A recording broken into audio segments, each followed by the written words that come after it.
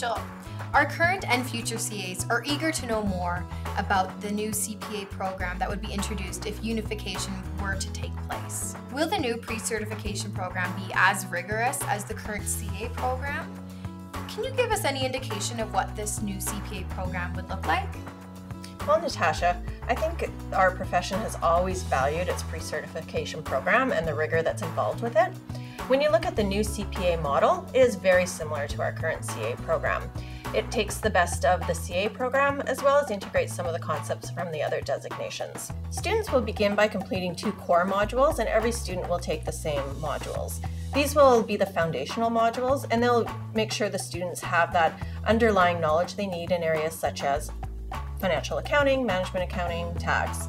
Once they've completed their core modules, they'll have 4 elective modules that they can select 2 of.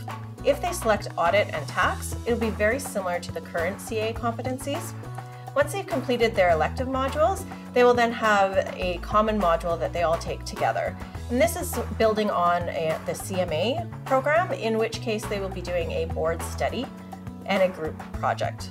Once they've completed this group module, they will then have their typical UFI prep module, and it will end in writing a multi-day exam, very similar to the UFI structure today. What about different aspects, like practical experience requirements? The practical experience will also be very similar to the current program. You'll be required to complete 30 months of practical experience that will build on your depths and breadths of your core competencies and show increasing level of work as you move forward. Overall, when you look at the current program and the new program, you'll see a lot of similarities. When would the new CPA program be launched in Alberta? I'm glad you asked that. Our plan is to launch the new CPA program in the fall of 2013. What will ensure that this does or doesn't happen? In order for that to happen, we need to finish our member consultation, we need to have our member vote, and then we also need to consult with the government on our new program. If the new CPA program was introduced and students entered into the program this fall, but we are still waiting for legislative changes and there's no CPA body formed yet, what designation would students receive if they completed the CPA program?